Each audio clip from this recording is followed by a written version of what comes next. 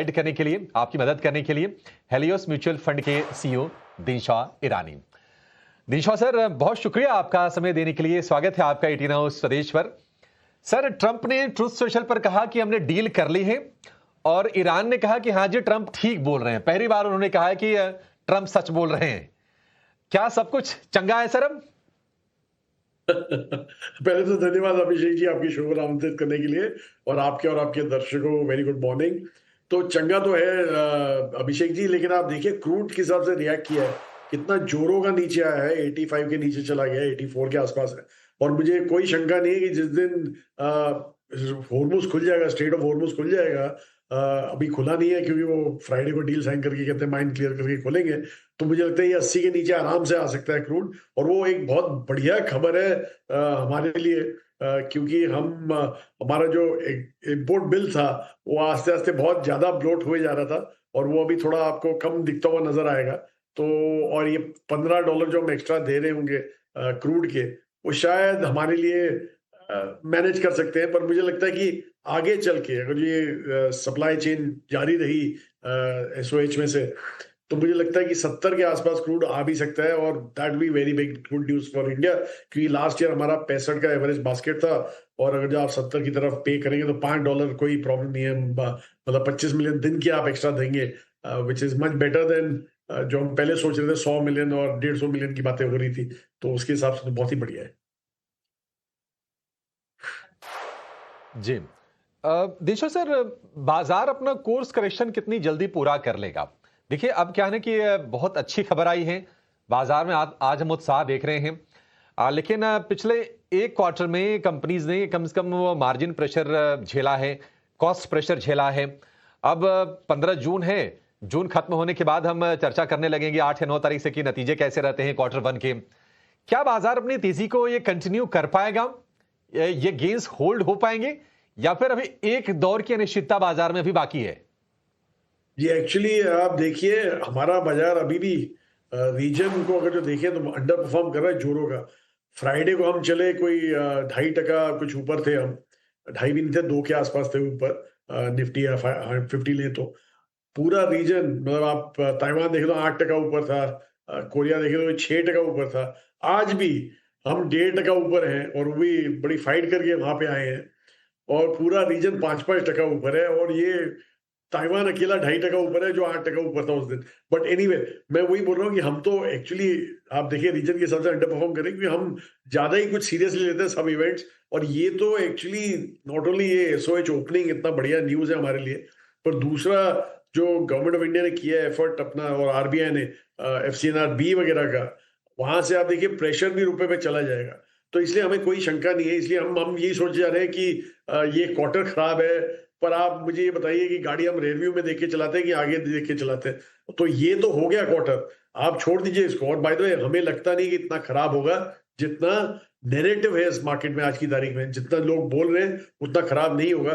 क्योंकि आप कंपनी से बात कीजिए, डिमांड स्लैक ऑफ नहीं हुआ है, और उन्होंने काफी हद तक अपने कॉस्ट जो है वो पास ऑन कर दिए कंज्यूमर को। इसलिए हमारा जो सीपीआई का डेटा आ रहा है वो काफी हाई आता है, क्योंकि ये सब जो इन्फ्लेशन है पास ऑन हो गया कंज्यूमर को। उसके बावजूद डिमांड इतना गिरा नहीं है। तो मुझे लगता है ये क्वार्टर भी जैसे मार्च का क्वार्टर था, सब लोग इतना खराब सोच के बैठे थे, और पॉजिटिवली सरप्राइज किया मार्च के क्वार्टर ने। इनफैक्ट मिड और स्मॉल कैप में तो बहुत ही ज्यादा ग्रोथ रेट देखने को मिली। आप मिड कैप 100 देखें तो कोई 28% का ग्रोथ था वहां पे अर्निंग्स में, और स्मॉल कैप 100 में कोई 41% का ग्रोथ था। तो इतना जोरों का जो ग्रोथ आया है वो ऐसे नहीं आया। ओवरऑल इंडेक्स का ग्रोथ 6% था, निफ्टी 50 का, और निफ्टी 500 का 15% था। फिर भी 15% was a very big appreciation from जो लोग सोच रहे थे। तो मुझे लगता है ये क्वार्टर भी एक पॉजिटिव सरप्राइज वाला क्वार्टर होगा। इसलिए हमें कोई शंका नहीं कि मार्केट में ये जो तेजी है वो बरकरार रहे, वो लगता ही है ऐसा। इतना झोरों का चला है वो तो ठीक है, पर और चलना चाहिए for us to beat the region. जी, ठीक है। देखते हैं कि बाजार कितना चलता है सर। दिशो सर, बहुत सारे अब ना नए निवेशक बाजार में आएंगे, जिन जो वेट कर रहे थे कि अच्छा युद्ध खत्म हो जाए तो हम अपनी पोजीशन ले। तो मान लीजिए किसी को अगर ₹100 डालना हो बाजार में, अभी कितना डालें? डील साइन हो जाने के बाद कितना डालें? और क्वार्टर वन की जब अर्निंग ट्रेंड्स आ जाएं उसके बाद कितना लगाए? क्या स्ट्रेटजी होनी चाहिए कैपिटल एलोकेशन को लेकर? जी, मैं अभी रोड शो पे था और लास्ट वीक ही रोड शो पे था कि हमें लग रहा था डील आने वाली है, तो इसलिए और जिन्होंने भी ये सवाल मुझसे पूछा, मैंने कहा देखिए, या तो आप ट्रम्प जी को ट्रस्ट कीजिए या ना कीजिए। तो जो ट्रस्ट करते हैं तो डील थ्रू है। अभी आपको वेट करना है कि साइन कब होगी, तो वो बात अलग है। पर हमारे हिसाब से, और बाय द वे क्वार्टर तो मैंने जैसे बोल दिया कि मुझे नहीं लगता ये क्वार्टर में इतना आपको धक्का लगेगा मार्केट को। ऑब्वियसली पॉकेट्स में लगेगा, तो इसलिए आपको जो डालना है, तो कोई भी आपको फंड मैनेजर जो पसंद है, जो एक्चुअली प्रोएक्टिव है इस मार्केट में, उसके साथ आपको डालना है तो 100% सीधा ही कर दीजिए। वेट करने की कोई ज़रूरत नहीं है। ये एक बात समझिए, हमने ऑलमोस्ट 64% का हमारा अंडर परफॉर्मेंस है आज की तारीख में एमएससीआई ईएम में। तो ये जो अंडर परफॉर्मेंस है, ये किसी दिन तो रिवर्स होगा और हमें लग रहा है कि यही एक ट्रेंड था। बाकी जो रिवर्सल आ सकता है यहाँ से, इसलिए हम होपफुल यही है कि डालना है तो पूरा डाल दीजिए और लेट्स प्ले। हाँ, नहीं ठीक है, अच्छा ये रणनीति होगी कि अपॉर्चुनिटी लॉस भी क्यों हो। दिनशो सर, जो क्रूड सेंसिटिव जो स्टॉक्स हैं, जो काफी पिटाई के शिकार हुए और क्रूड में उबाल के चलते हमने देखा कि जो एनबीएफसी स्टॉक्स थे, जो फाइनेंशियल्स थे, वो भी टूटे थे। क्या थोड़ा टिल्ट ज्यादा बढ़ा देना चाहिए, थोड़ा वेटेज इनको भी ज्यादा देना चाहिए अगले 3 से 6 महीने तक? कि ये एक्चुअली एक चीज आप समझ लीजिए कि क्रूड 65 के ऊपर रहता है, तो इनके जो मुनाफे थे, जो रिकॉर्ड प्रॉफिट्स थे लास्ट ईयर, वो आपको दिखेंगे नहीं। तो उतना तो मार उनको लेनी पड़ेगी वहां पे। लेकिन हैविंग सेड दैट, और आपने देखा एक क्वार्टर में कितना इनको मार पड़ी थी because of crude prices being so high. तो वहां से oil and gas companies upstream downstream आप अपने हिसाब से देख लीजिए। लेकिन पॉइंट इज के इतना बड़ा मुनाफा नहीं मिलता, लेकिन एक पॉप मिल सकता है आपको यहाँ पे।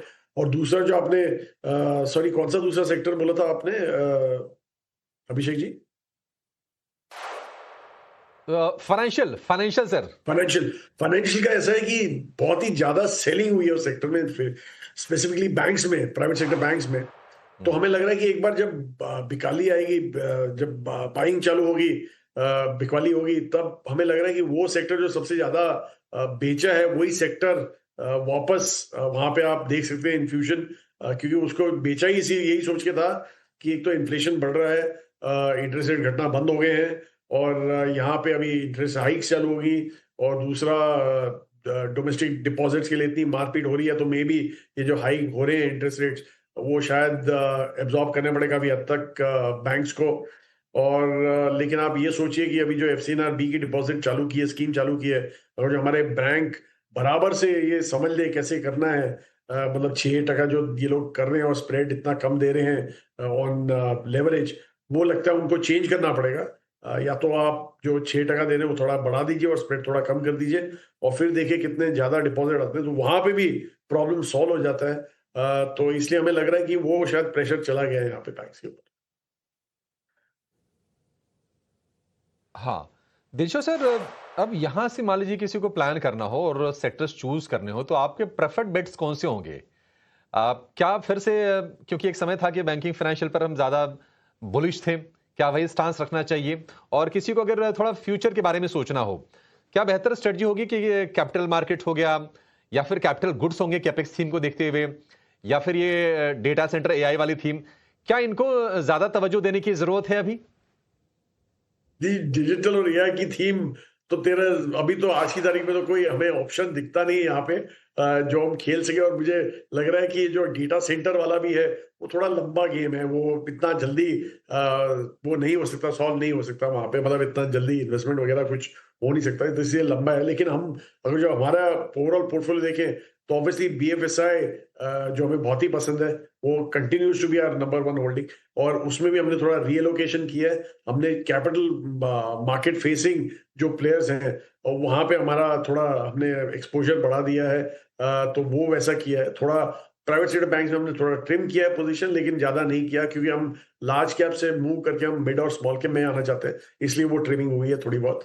तो इसलिए भी मिड कैप स्मॉल कैप भी देखें तो वहां पे फाइनेंशियल सर्विसेज के काफी ऑप्शंस मिलते हैं, और कंजम्पशन स्पेस हमारा continues to be are again, हमारा जो स्ट्रेंथ है वो वहीं पे है। और हमें ऐसे लग रहा है कि जो न्यू एज कंपनीज हैं, काफी आपको ऑप्शंस मिलते हैं स्मॉल कैप कंपनीज में, स्मॉल कैप स्पेस में और मिड कैप स्पेस में।